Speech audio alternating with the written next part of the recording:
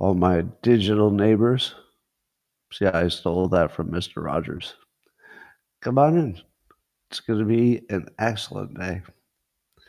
But let me check the stock market. A little bit up. Not bad. Tesla, a little bit up. But got hammered yesterday, so got a lot to make up. Well, today is going to be a fascinating day. I promise. It'll be fascinating. Let me get my comments going, and then we'll hit the road. Well, not the road. We'll hit the feed bag. No? What would we be hitting? All right. We've got it all working now. Yes. Well, Good morning, everybody, and welcome to the highlight of human civilization.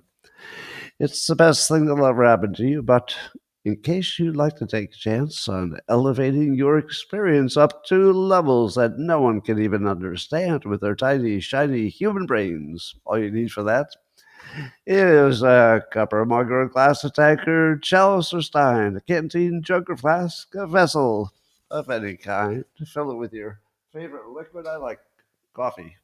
And join me now for the unparalleled pleasure, the dopamine of the day, the thing that makes everything better. It's called the simultaneous sip, and it happens, that's right, now. Oh, it's the elixir of life. Well, would you believe that according to Eric Dolan, who was writing for a side post, that artificial intelligence is less trusted than humans during a crisis. So, not in general, but if it's a crisis response. So that makes sense. I feel as if people will be trusting AI for some things, depending on the topic, but they will trust human beings for other things. And the reason they'll trust human beings over AI for some things is that the human would have to go to jail if they were lying, or if they got caught, they would never get repeat business. So human beings have consequences if they lie to you and get caught, whereas an AI, could be right, could be wrong. So sometimes, yeah, you're gonna trust the human over the AI. But this reminds me of the funniest story that I've heard in a while. I was just laughing about it on the pre-show that most of you didn't see. Apparently, it has been discovered that some therapists are using an AI app. This was on Reddit or something. Now, I don't know if it's true, but this is the funniest thought, that there's somebody who's it makes me want to be a therapist. The reason I would never want to be a therapist is that it would be horrible listening to people's, terrible stories all day long. Like, it would just, gnaw at your brain because you just hear so much negativity, and they come back next week and they're not really any better. It would just really weigh you down. But what if, work with me here, what if you could be paid to be a therapist and you didn't have to listen at all? You have to only pretend.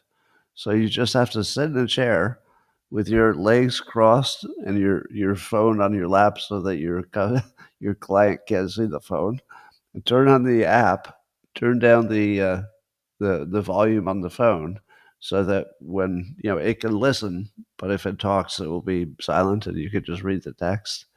And don't listen to what the client is saying. And then when he stops, just look at what your AI would say as the response and just read it. And you would never have to actually listen to anybody's terrible story. You just wait until there's a gap in the talking, and then you look down and go, I wonder if your trauma stems from... Oh, that's my next job.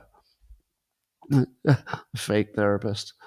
Apparently, reportedly, Gulf News is reporting, Jay Hillerton, that Elon Musk is successfully poaching a bunch of AI experts from Meta.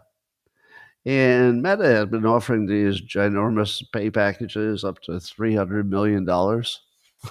Can you imagine? Have you ever gotten a job offer that was $300 million for just sort of going to work and doing the thing that you like doing anyway, probably? That's a pretty good job.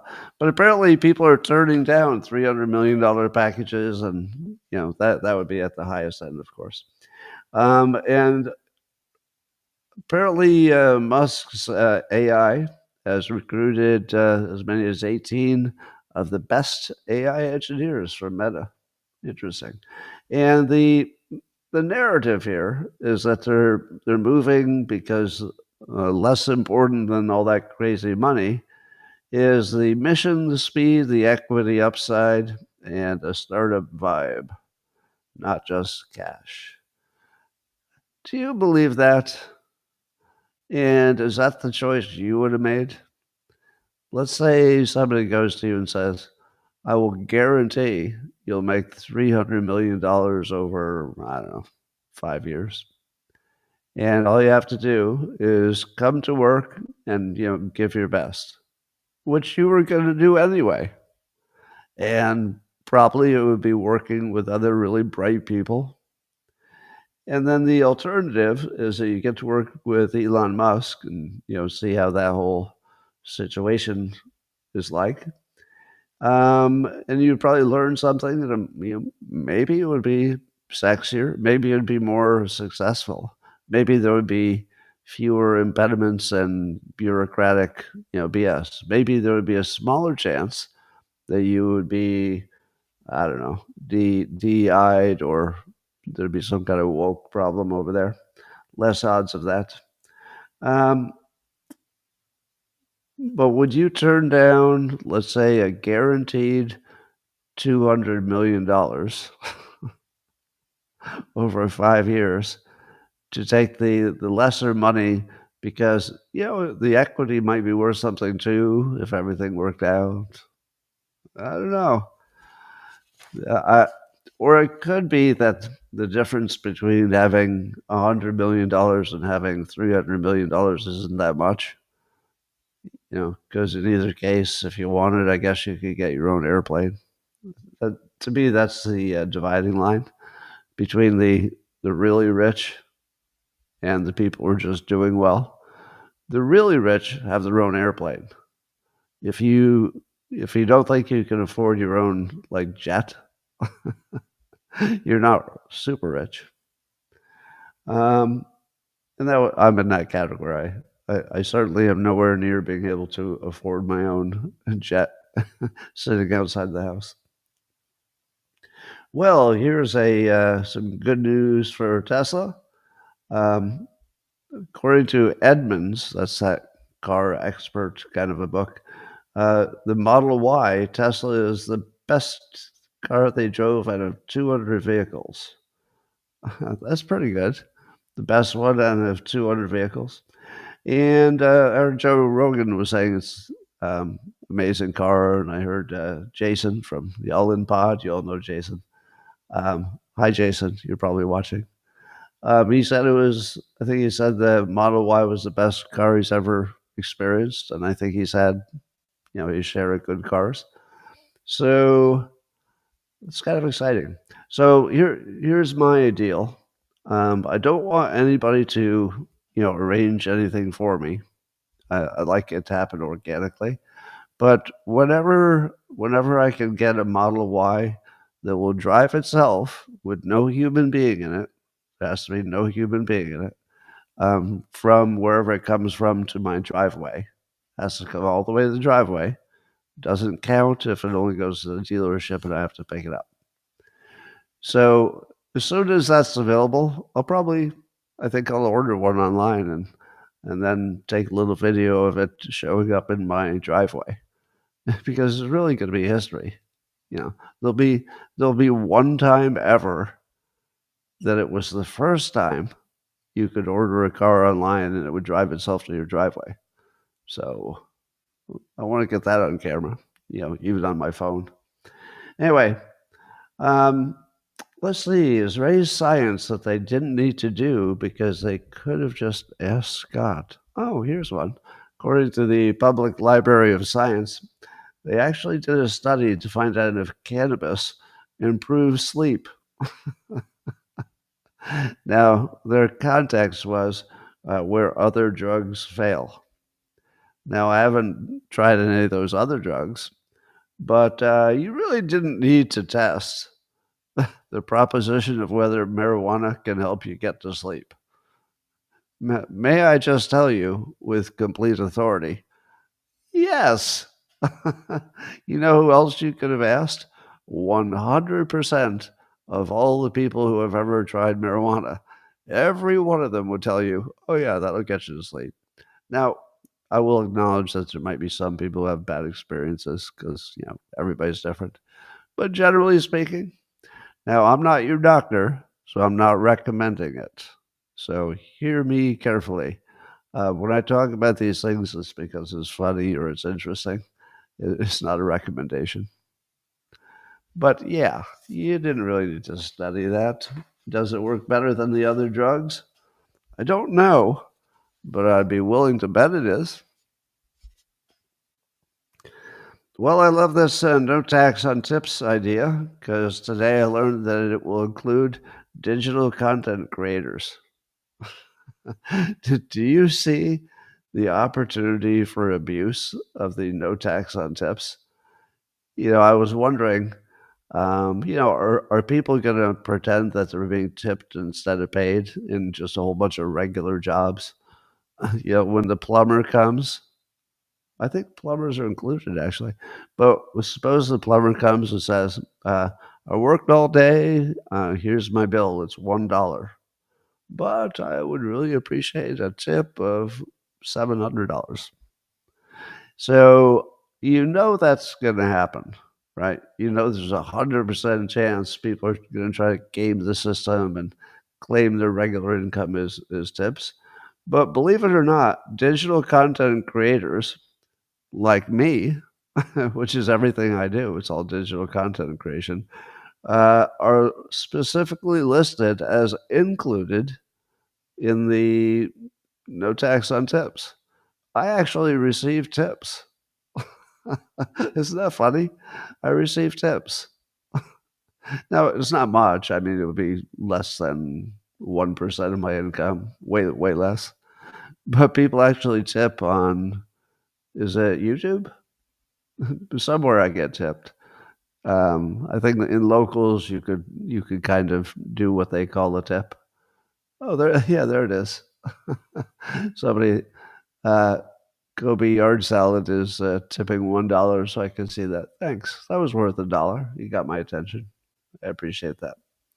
So, of course, I'm a high profile person, so I'm gonna make sure I do everything the right way. I'm not gonna I'm not gonna test any laws, but it looks like it's not testing if it's legitimately a tip.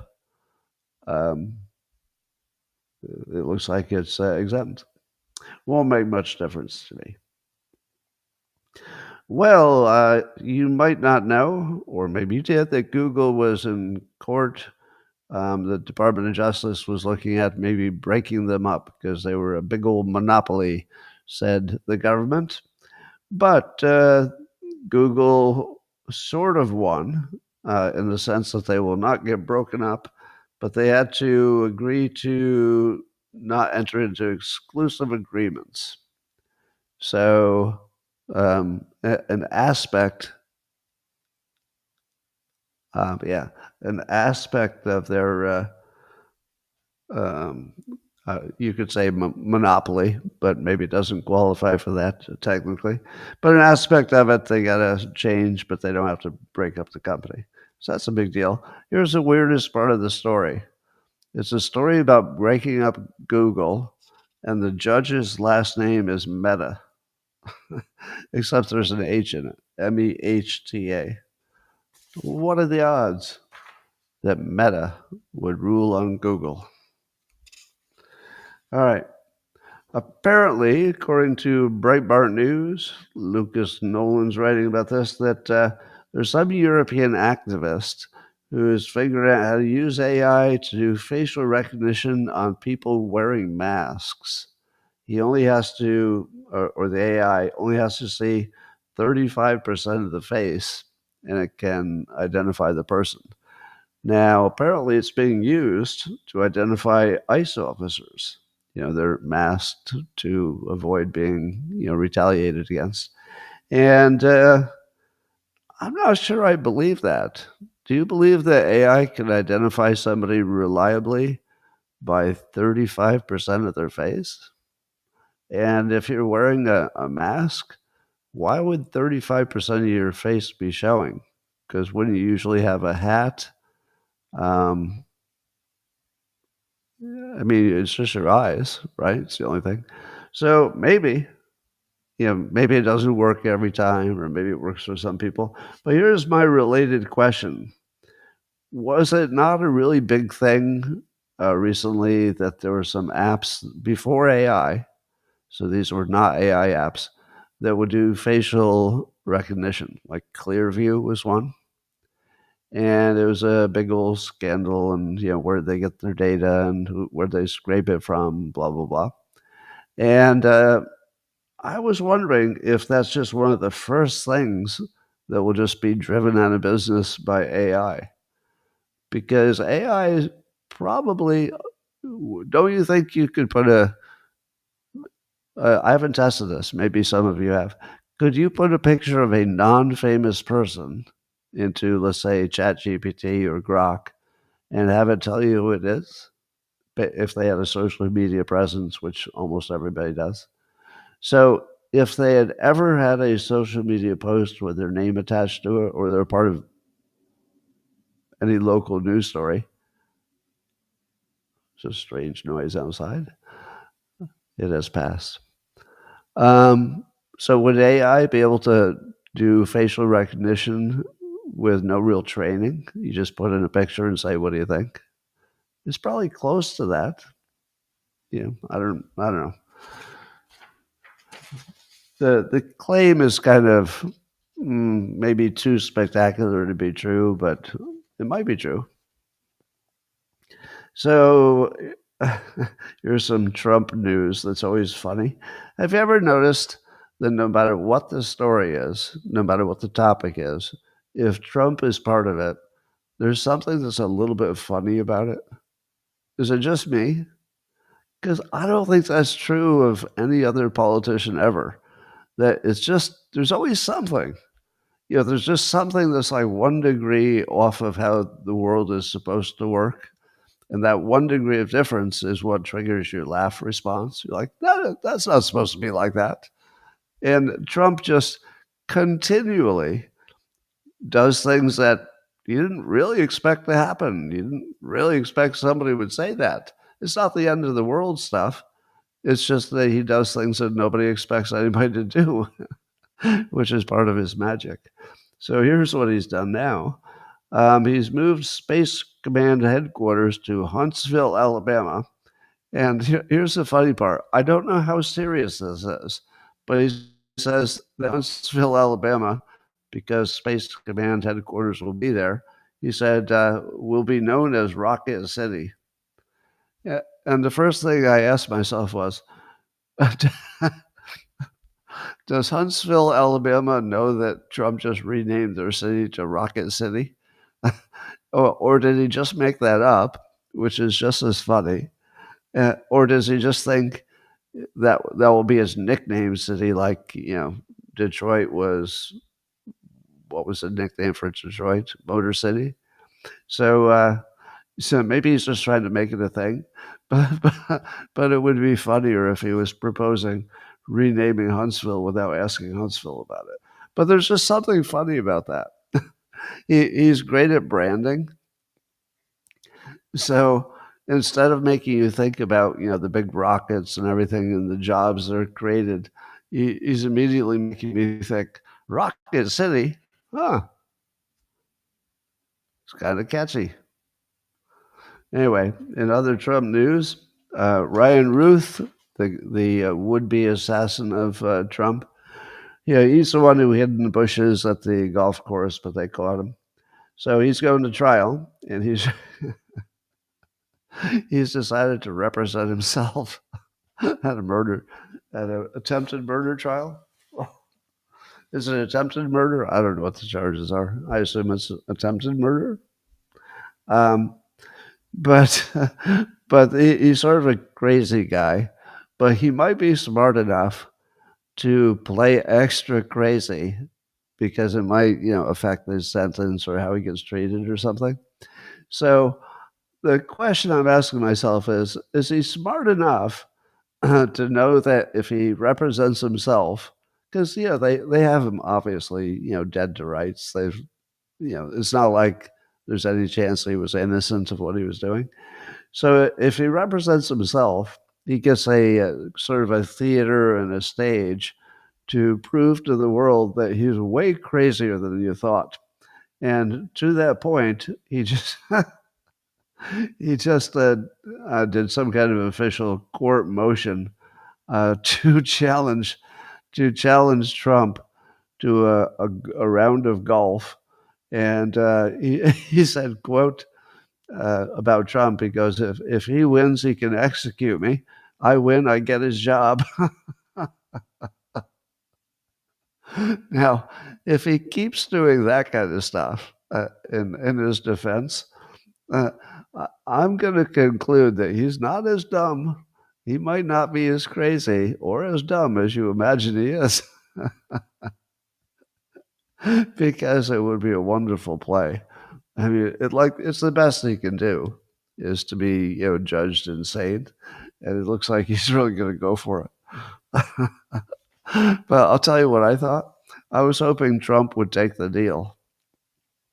Imagine if Trump took the deal. Now I know he can't because it's the Department of Justice. He can't. He's not a dictator. He can't. He can't just decide to golf with somebody and then execute him. But what I love about it is that Trump would win. Like it seems unlikely that this guy can golf as well as Trump. Who reportedly is a very good golfer. Um, and it would just take care of the whole situation kind of quickly. Just 18 holes of golf, and then everybody wins. Everybody gets what they want. Anything. All right, here's another funny Trumpism. This is just a quote from a larger statement he was making at the recent press conference. He goes, "Without the United States, everything in the world would die."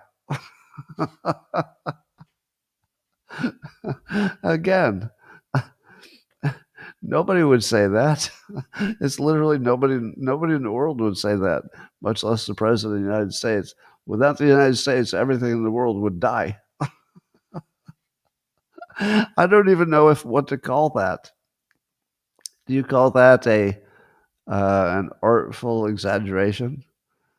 Is it political hyperbole? Is it sales? Is it salesmanship?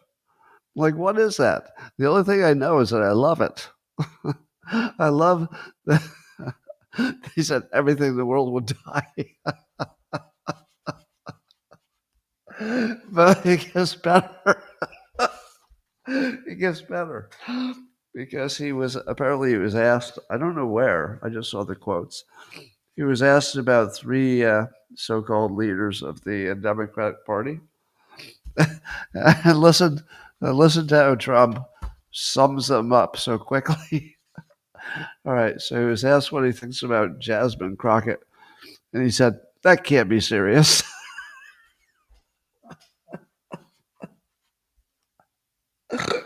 That is the funniest brief summary of a person's entire persona that you've ever heard. That can't be serious. Then he was asked about Maxine Waters. He says, "She's an insult to intelligence." What's that even? You kind of know what it means, but the words are wrong. How can you be an insult to intelligence? So he makes me stop and think about it. It's like, wait, her intelligence could be an insult to something, man. Uh, how can she be an insult to? Okay, I know what you mean. It's just so funny the way he says it. But here's the best one. I saved the best one for last. He was asked what he thinks of AOC, and he says, "She speaks like a mouse, a little mouse."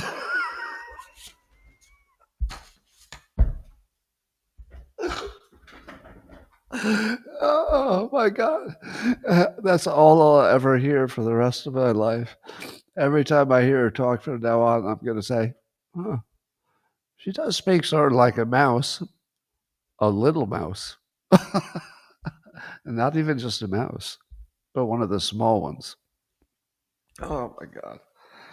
Oh, now,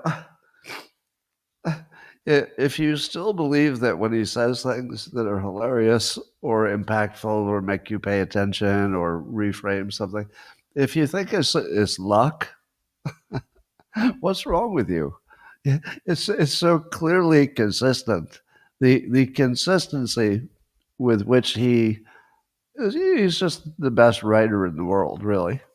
Um, I know that I'll be alone in that opinion, but I'll say it again. He's the best writer in the world. Nobody can do just what he did in one day. Nobody can do that.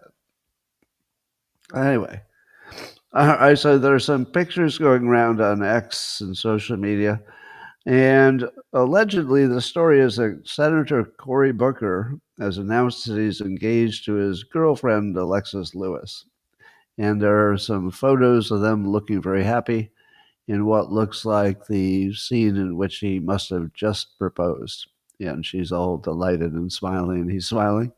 Here's the problem: she has one extra toe. if if you know where I'm going with this, and I don't think that that's natural because she'd probably be wearing shoes if she had an extra toe. And the ring that he allegedly gave her wasn't a diamond ring; it was a wedding band, according to the photo that she's showing off. There's a wedding band. Now, do you think that a senator would not know enough that a wedding band is not the right answer for proposing? And that if, for example, let's say the diamond, engagement ring that he should have ordered, if, for example, that had been delayed, and maybe he had meant to ask her on some special day, but it got delayed, the right answer is to wait for the ring. Am I right, ladies? Can you back me on this? The right answer would be whatever you do, don't give her a wedding band as an engagement ring, even if it's a placeholder. No, not even as a placeholder. That's my advice. Anyway, it looks to me like AI. So I don't know if the base story is correct. Maybe somebody took a true story and added some AI pictures, but it doesn't look real to me. Now, here's what's interesting about this. We know that there will be AI things that we believe to be true. I mean, I already fell for the bear on the trampoline, which, by the way, the more time that goes by, the dumber I feel for falling for a bear on a trampoline. Like, what? What were you thinking? I wanted it to be true, so I just willed it into, feeling true in my mind. But no, there was no bear using a trampoline. But we're going to have the opposite situation too, and this is funny. There will be some number of real things that people don't believe are real because you think, no, only AI could create that, right? Have you run into that yet? So sometimes it will be AI pretending to be real, but other times it'll be a real thing, and you'll say, I'm pretty sure that's AI. This is one of those situations, maybe. I don't know if it's AI trying to fool me or if Cory Booker just looks like an AI generated character because all four pictures, they were smiling and laughing like hyenas. And I don't think either of them in the real world would have allowed all of the pictures to be laughing hyena pictures. They would have picked at least one where they just were, in love or something, not like, oh. So that looked like an AI choice of poses. We'll find out probably by the end of the day. Somebody will know if that was real. Well, the post-millennial is writing that Trump has ordered the removal of gender ideology from public school curricula. And if they don't do it, their federal funds will be cut. I'm no expert on, gender, the psychology of it, or the medical parts of it. I've usually tried to stay out of all the trans stuff and the gender things. You probably noticed that, right? You've noticed that I just usually ignore those stories. Sometimes you can't, but I'm just not super interested in it as a news topic. It just, I don't know, feels like the same story just over and over again with a different person in it. However, when we're talking about gender ideology being taught to children, there is one element here in which I would claim some expertise. And it goes like this. I can tell you with certainty that you could confuse a child about their gender or sex with hypnosis. And I can further confirm that you don't need to be a hypnotist to do it. And then further confirm that all it would take is any adult in an authority position to tell them something and say, this is true. That's all it would take. So if a young child were to be, let's say, influenced by a teacher who happened to say, yes, it's very common, you might be in the wrong body, definitely, so if you have any inklings in that direction, I'm sure it's true. You should really explore that. Your life might be way better if you found out that you were in the wrong body. If you had a teacher who wasn't trying to influence you to change, but simply that was the way they described it. So they have no bad intent. They have no intent at all. They're just trying to educate you.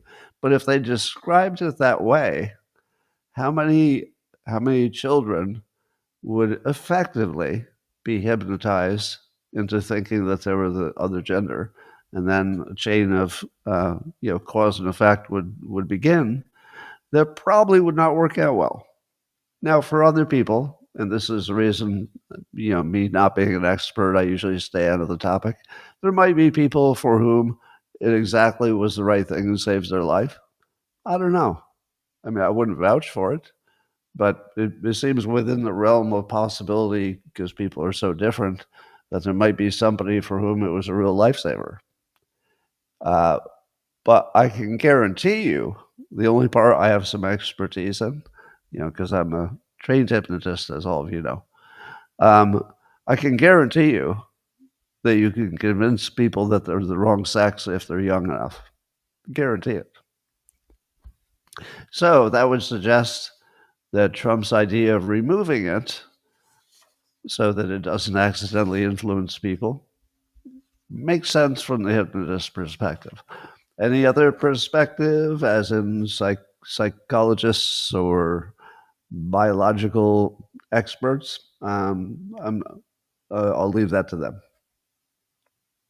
Well, Malcolm Gladwell, you might know him. He's one of the most famous authors in the United States. And apparently there was some point he was at a public forum and he said something about supportive of trans athletes. In other words, people born as men playing in women's sports. And he was, I guess he was agreeing that was a good idea in some public way. And now he's come out and there's a video in which he says he's ashamed of having said in a previous panel discussion that trans women have a place in women's sports. And here's the interesting part. He says he was, quote, cowed into saying so. And now he says, quote, trans athletes have no place in the female category, he says. Now, without getting into the quality of his argument before or after, I would like to point out the following. Does it feel to you like the truth is having a comeback? Or maybe, for the first time ever, it's risen? There seems to be something happening where people are sort of confessing the truth, meaning their actual opinion. Does it feel like that? That might be wishful thinking on my part. I don't know, but I appreciate anybody who is willing to make that kind of a public correction to something that they're not proud of. So good for you. Good for you, Malcolm Gladwell. But again, as far as his opinion, that's his opinion. So you don't need me to weigh in on that. Have you wondered why the Trump administration seemed to be doing nothing on housing costs when that's a gigantic problem for people? I have. But it looks like, according to Zero Hedge, Scott Bessent has been quoted as saying that the government may declare a national housing emergency in the fall. Now, what does that mean?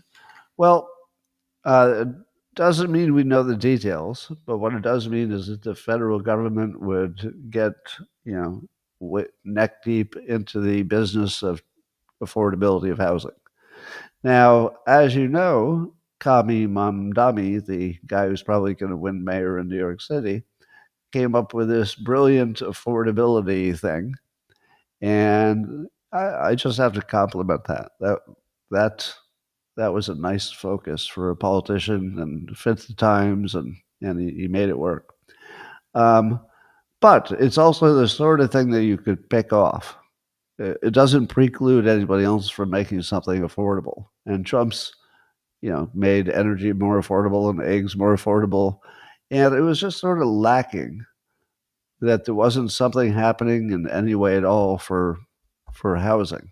Now you could argue that the immigration aggressiveness caused more open places, which would cause supply and demand to be more supply, so the price would go down. But I don't think he did it for that reason. That was just sort of a byproduct that you might enjoy.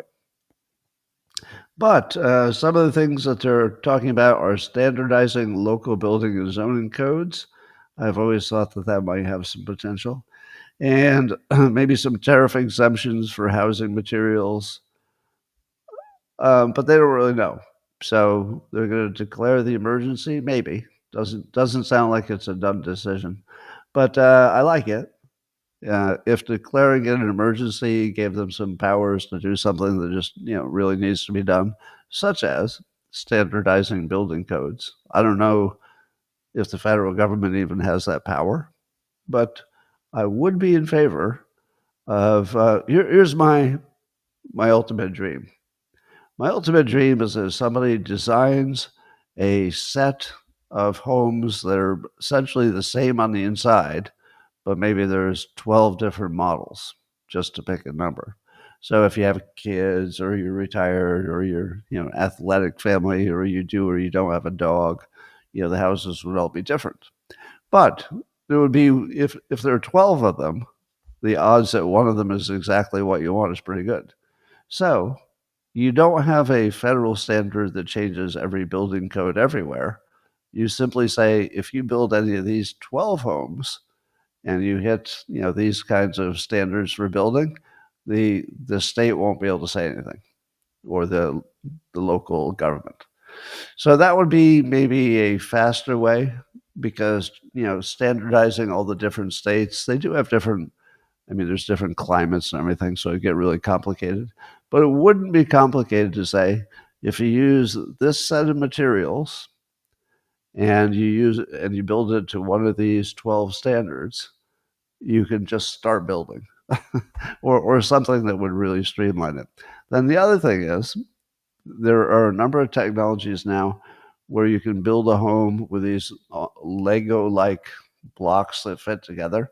And they've already got, I think they already have the insulation built into them, but one person can just pick one up and slam it together. So what would happen if you had AI assisting you and you did the labor yourself and there was nothing to lift that was any heavier than, a block kind of a thing, um, and you didn't have to pay an architect, you didn't have to pay for approvals, you didn't have to wait for approvals, uh, or at least very long. And you didn't have to pay much in labor because it would be so simplified that anybody could put one of these houses together. You could probably bring the cost of housing down by 50% and everybody would still make a profit. So I love how much potential there is, but I think it needs more invention than it does government anything. Yeah, I always felt like somebody like Apple or Tesla or something would finally say, all right, let us build you some houses or tell you how or make it easy or figure out how to make it awesome. I've also thought that depending on where you put it, you might want glass walls, but you'd want automated curtains so you'd still have privacy. So if they can make glass less expensive so you could use it for a wall, like really thick glass, and it'd have to be really insulated and all that. Anyway, I can talk about that all day. Too boring, sorry. There is a whole bunch of Epstein news.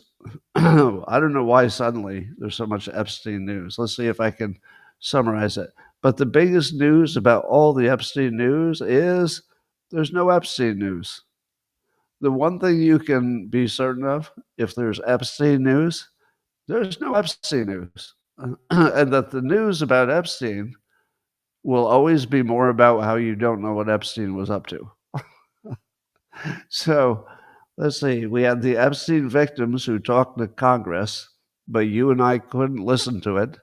And we're never going to hear any names, for example, of any famous people who might have been involved. But Representative Luna came out and said that, after listening to the survivors, she says that it's clear this thing could be a lot bigger. Okay, that's not really new because you always knew that it could have been a lot bigger than whatever you knew. And that rich and powerful people need to go to prison. Okay, that's exactly what you're already thinking. And she said it's possible that Epstein was a intelligence asset for an adversarial country, or not necessarily adversarial, but a foreign country. To which I say, yeah, everybody thought that might have been a thing. And let's see, Nancy Mace, who had been a victim of sexual abuse herself, she's open about talking about that, seemed visibly upset when she left. So whatever they heard was pretty bad, and it triggered her because she had presumably something PTSD-like from her own experience. We got allegedly the missing 1 minute from the Epstein video outside of the cell block. So you know how allegedly there was a missing minute, but it was because the system changes over or something at a certain time. So it was explained away as ordinary that all the videos miss a minute. But people insisted, and I guess what they did was they must have spliced the minute that follows onto the naturally occurring piece of video, and which makes everybody think, I'm not so sure that I don't know if I should believe what this video says. So again, it didn't show anything. So since we don't really believe we saw the missing minute, it doesn't really add anything to the story. So all the stories add nothing. There are a whole bunch of Epstein files released, but they're redacted so much that you can't tell. For example, we know that there were lots of flights that Epstein was on to his island, but we don't know who else was on. We know that there were 5 to 7 passengers on a lot of them. But basically, nothing new because there was too many redactions. And then Thomas Massie and Ro Khanna getting together to press the Congress to vote for releasing all of the Epstein files. Now, I thought that there was already agreement to release them. Is what's new about this that they would not have any redactions? Because I can't believe that they would be in favor of no redactions. So I don't know what it is that would be different if Congress said release all the files. Because I thought Trump's in charge, and he already said release all the files. So I'll need to figure out what that would add to the process if Congress got involved. So I guess you have to get a bunch of signatures to force a House vote, and Massey's about halfway there. Well, Washington Mayor Bowser, she issued an executive order telling her law enforcement people to work with the feds indefinitely. So once again, there's more support, if you will, for what Trump is doing by surging forces into Washington, D.C. And some people are wondering, is this really what Bowser thinks is the right thing to do, to cooperate with Trump? Or is it strictly for political reasons? To which I say, I don't know, maybe it's just smart. Maybe it's political reasons matched with the fact that it works. And she wants to be a mayor who gets some stuff done. Maybe it's that. So good for her. Greece is apparently getting really hard-lined on all the immigrants coming in. Apparently they have some massive immigration coming in from North Africa, and a lot of them claim, asylum. But apparently, if you claim asylum and then it is eventually rejected, you can get up to 2 years in jail. So that's pretty hardcore. And Reuters is reporting on that. And I guess Athens feels that they would lose their national identity if they let in too many immigrants.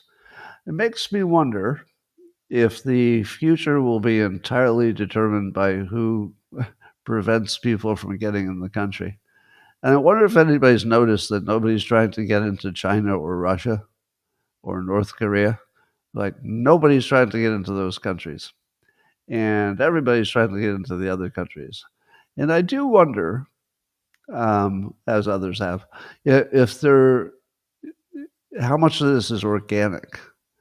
Now, I know it's highly organized through NGOs and stuff, at least in our country, and I think in Europe. But it makes me wonder if the real power behind the power is our adversaries. Because one great way to destroy a democracy would be to prey on their empathy and the fact that they don't have a strong leader who can close their border if the country is divided on the question. So it would be a genius way to destroy all of your competing countries if you were China, let's say.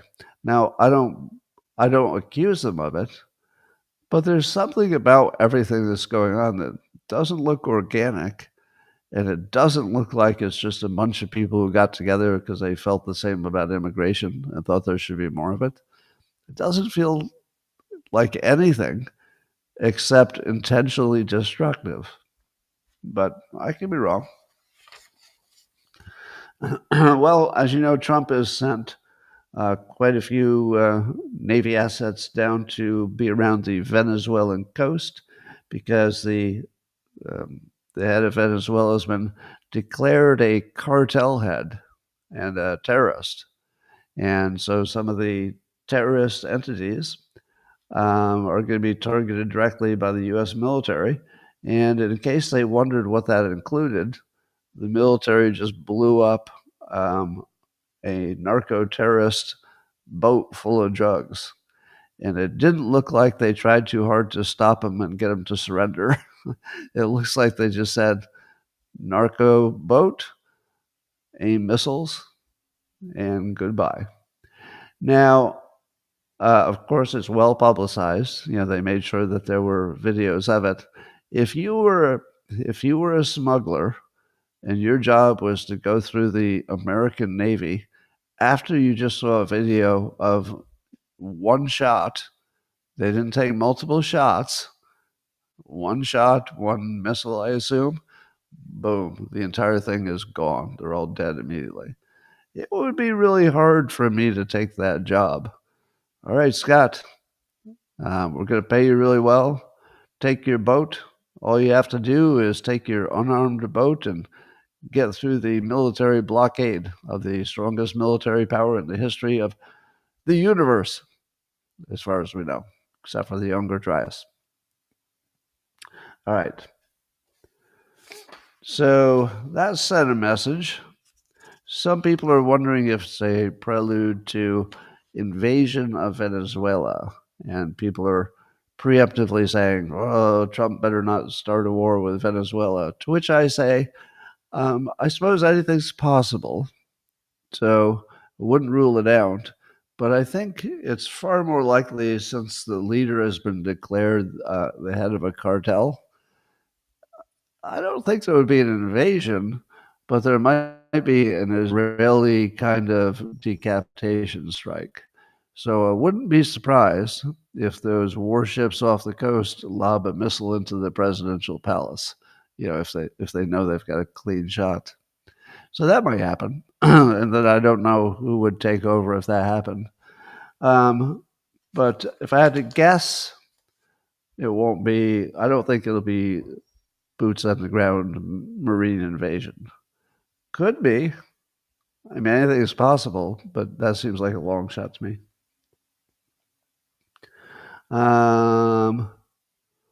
Yeah, that story's boring. That was boring. So this fascinates me. So Trump is pushing hard to get science and the pharma companies to know for sure if the warp speed process of developing the what was called the vaccination, but turned out just to be a shot for COVID. He wants to know if that was a good thing or a bad thing. And I love the fact that he takes full responsibility for being the one who pushed it into existence. And he would like to be able to claim that it was a wonderful thing. But so many of his base are, dead set against the idea that that was ever a good idea, and that they think it was his biggest downside for Trump. So I like the fact that he's not just trying to lie to us and say something like, "Oh no, trust me, it was the best thing that ever happened to the country." He's saying out loud that he doesn't know, which is very brave, actually. And he's saying that he wants to know, and that he's putting pressure on Pfizer and others. He says that he's seen documents by the pharma that would suggest it was, a wonderful idea for the shot, but that it's not public, which automatically makes me think that whatever they showed him is not credible, because if they released it, maybe other people would look a little more deeply into the data and say, wait a minute, this doesn't look credible to me. So, yeah, I would like to know if the pharma entities are playing the president and the rest of the country. And I don't know how we'll ever know. I guess I'd be skeptical that we could ever get to the bottom of it, because there's just so much money involved in maybe, hiding anything that would be bad news. But I love Trump's approach to it. He's, even if it turned out that, well, I won't speculate. So, as you know, the Kennedy Maha movement was supposed to produce a report about what caused autism. They did produce a report, but it was sort of general and not something you could act on very well. I mean, it was just sort of obvious things like it's the food, it's the environment, maybe too much medicalization, but they're not sure. So it didn't really come to a conclusion you could act on. But turns out that there's a $50 million budget for any number of people that they decide, maybe 25 grant winners, to study it and to really, really drill down and find out what's causing autism. Now, my question is this, because also in this story, it says that they're going to be looking at existing databases. Why would it cost $50 million and take an estimated, according to the story, this is Reuters, 2 to 3 years? $50 million, 25 grants, 2 to 3 years for existing data. How can both of those things be true? If Trump signed an executive order that said if Kennedy requests your data, you have to give it to him, or you'll go to jail because it's an emergency. Autism rates are so high, it's an emergency. So if we want your data, you're not going to be able to say that it's private or anything. We want your data. So how would that take 2 to 3 years to analyze existing data if you solve the problem of making them give it to you? What am I missing here? I feel as though if you've got 25 grants and $50 million, that you've already added two variables that would make any project fail. Am I right? Let's say it wasn't about this topic. Let's say it had nothing to do with autism. It was just a project. And I told you there will be 25 grant winners trying to figure out from existing data what the problem is. Would you imagine that would work? There's something wrong with, from even 30,000 feet in the air, which is all we know about it. We don't know the details. But even from there, this doesn't look like a process that will bear fruit. There's something wrong. Here's what I would find credible. We've asked Elon Musk to get his Doge geniuses to spend 1 month looking at all the data, and we got an EO signed where everybody has to give it to us. And we're going to do it in 1 month. And it's the smartest data people in the world will be looking at it, so we won't miss anything. Now, I would believe that. To me, that sounds like a process that could work. But you tell me there's 25 grants in 2 to 3 years and $50 million? No way that works. That's designed for failure, if you ask me. They'll just keep kicking the can down the road and say, "Oh, has it been 3 years yet? If you gave me another $5 million, I'm so close to having an answer, but just 5 million more. Give me that grant money." Anyway, I hope we'll find out. But just to make things complicated, according to New Atlas, Bronwyn Thompson is writing that 9 in 10 autistic adults over the age of 40 are undiagnosed. To which I say, how do we know that? All right, but let's say we do. One of the things that people speculate about the zooming increase in autism is that the only thing that's improved is our ability to catch it early. Do you think that's any part of the answer? I feel like it's not the answer, but is it a big part? Because if we know that 9 out of 10 older people were undiagnosed, doesn't that mean that if they'd been young when we were good at diagnosing it, the number of autistic people would have been much higher than we imagine it was, and therefore the rate increase from then till now would be much smaller than what we are alarmingly looking at? I don't know. It feels like it's part of the answer, but I don't know if it's 10% or more than that. Well, Russia is attacking Ukraine's energy facilities a little more aggressively, and also their transportation hubs. And Ukraine is doing the same thing to Russia. So they're going after energy infrastructure and transportation in some ways. And it makes me wonder if that's signaling anything. That the real war, since the war is about sending electrically charged things into the air to go kill your people, if they kill the electricity production in the other country, then they can't even charge their drones. I wonder if it could go that deep. Do you think they could ever destroy enough infrastructure that even if you had 1,000,000 drones, you just couldn't charge them? You're sitting there in the dark. Maybe. So I'd watch this energy attacks strategy that they both seem to have. All right. I saw a story in the South China Morning Post, Richard Havis, that it asks the question, can you train your mind to be happy? And it says, yes, expert says. Would you like to know how? Would you like me to train you with my hypnosis experience and my reframing experience into how to be happier? And somebody says no. All right, well, I won't hypnotize you. I'll just tell you how to do it. All right. Number one, whatever you think about the most is who you are, and you can change what you think about the most. It's easy. Watch. Think about your favorite animal. Could you do it? Yeah, of course you could. Yeah, you all had a different favorite animal, but when I said think about your favorite animal, you could do it. So that was when your brain was focusing on a cool thing that you liked, your favorite animal. Probably made you a little bit happy. I mean, just a little bit. But during that time you were thinking about your favorite animal, you weren't thinking about some bad thing that could have potentially put you in a bad mood or affect your energy or make you anxious or anything.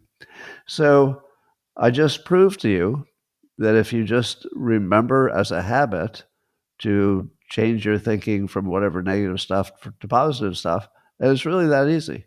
Just think about stuff you like. Everybody likes something. Think about a person you like, experience you had, a walk on the beach, if that's your thing. Just think about it and reduce the shelf time that you give to the bad thoughts. Because how much you think about something is what creates the structure in your brain that becomes semi-permanent. You can usually change it, but it becomes a little semi-permanent. So the more you think about positive things, the happier you're going to be. I would also say that although the science says that your happiness is not that affected by your environment, um, that's not true. Your happiness is totally affected by your environment. If your environment is a loving family, you don't think you'd be a little bit happier than if you were sitting all alone in your little apartment, like some of you are? I think it's absurd to imagine that changing your situation won't make you happier. You don't think that going from poor, where you're panicked about eating, uh, to well off, you don't think that that would make you happier because you didn't have to worry about starving? Of course it would. I guarantee it would make you happier. So yeah, fix your physical exposure, meaning go outside, make sure that you're around some beauty and that you're not looking at depressing gray things. I would even change my commute if it took a few minutes to go through a more attractive place. If you're going to look at it every day, it's better to expose yourself to the attractive route than the fast industrial route. The other thing is, I don't know if you've ever experienced this, but unless you've got pretty serious mental problems, I'll bet you're happy whenever your body feels good. Am I right? If you're a certain age, you always got some aches and pains and you're too tired and whatever. But every now and then you'll have this experience where you got enough sleep and you don't have any special pain and you're just sitting in a chair feeling good. Do you think that makes you happy? Totally. Totally. So what you do with your body to make you feel good more often will absolutely affect your happiness. It will absolutely affect your anxiety. It will help all of that. And we know how to do that. You eat right, which you can learn. You exercise right, which you can learn. I always advise people to do it. Take it slow and just make it a continuous learning process. Continuously learning what to eat, continuously learning what exercises work best for your particular body. So it's more of a continuous learning thing. That's a good frame to put on it. Anyway, if you can make your body happy because you exercise and it just feels good, it'll make your brain happier. If you can look in the mirror because you exercised and ate right, and you say to yourself, huh, I look pretty darn good for my age, whatever your age is. Yes, absolutely do that. It'll make you feel better. So, and then I'm going to leave you with one positive story here that I find very impressive. There's a gentleman that I follow on social media named King Randall. Now, his first name is King. Don't judge him by that. But he is a youngish, I don't know how young, but he's a younger man. And he runs a program where he teaches kids how to do practical things that, especially if you're in a economically disadvantaged place, you wouldn't know how to do. And maybe you don't have a father. So he's black. Almost all, or maybe all of the kids that he trains, I think are black. But here's what I love about him. Um, he teaches reframes. I don't know if he thinks of it that way, but here's one that he talked about on social media. Part of what he teaches the kids is manners and etiquette.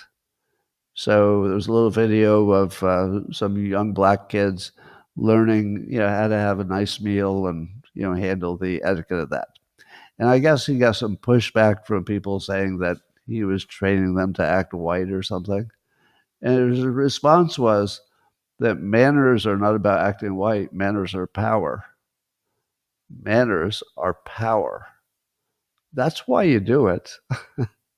Now, I have taught a few young people in my circle exactly that lesson. That's exactly what I tell people. If you suggest, I'm thinking of my ex stepson, he was departed, but when he was around, if he wasn't doing things that good etiquette or manners suggested, the way I would explain it to him, I would say, hold on. You don't do manners because of how it makes you feel. You don't do it because somebody told you to do it. And I go through all the reasons that's not why you do it. The reason you do it is power. Everybody wants to spend time with polite people. We want to hire them. We want to work with them. We want them to be our friends. We want to marry them. We want them to marry our family. It's power. And so when I see King Randall do that reframe on his kids, if he's telling them that's how they succeed in life, he is not focusing on race whatsoever. In fact, I don't know if I've even heard him mention it. He doesn't really mention race. I'm sure he does sometimes, but it's not really a focus. Here's what he focuses on instead: personal strategies for success. Because manners are a personal strategy for success. It's not about your race. It would be exactly the same strategy for everybody. It just happens to be that he's working with a particular demographic. But it would be the same for everybody. I would love that to be a universal. So then, if this were not awesome enough, he also teaches them things like how to change a tire, how to change the oil in a car, and it's a long list of things that he teaches them. And oh my God, it's a strategy for life. Instead, I used to go to Boy Scouts or Cub Scouts, I guess, Cub Scouts. And Cub Scouts, they say, to earn this badge, learn how to carve a leather coffee coaster or something. Completely useless skills just to get a badge. That's not a strategy for life. It was just a waste of time, really. But if you're learning real things that you will need to do in your real life, that's a strategy. And so he's teaching these kids strategy for success. But then, just to make it even wilder how smart he is, King Randall, he started organizing a very early morning run in his city. And he got like 100 people to show up or 50 to show up the first time. And then they all had a good time because they were outdoors and they did a thing where they were with other people who were like-minded and were looking to, get some exercise. And they just all had a good time. They told their friends. And pretty soon there were 100 people. So 100 people would meet just to go for this mass run really early in the morning. He just topped out at 300 people. Maybe because it was a holiday or something. He just got 300 people to not just once, but it looks like they want to be part of this regular running group. 300 people. And it also turned diverse. I saw the earlier photos. It looked like it was almost 100% black. Now it looks like maybe it's closer to 20% diverse. Again, perfect, because it has nothing to do with race. It's a strategy for success. If you can get off your ass and get off in the morning, you'll meet some people. You'll feel like you accomplished something. You'll be healthier. The healthier will allow you to do everything better, find a mate, get a job, everything. So keep an eye on King Randall, because his ability to pick out what matters, the strategy of life, and then to get people to buy into it is pretty remarkable. So keep an eye on him. Follow him on X if you can. All right. That is all I have for you. I want to talk now privately to the people that are my beloved followers. I guess I'll call them community. Beloved community on Locals. The rest of you, thanks for joining. I appreciate it every time you're here. You don't have to tip, even though there's no tax on tips. All right. Locals coming at you privately in 30 seconds. Everybody else, have a great day.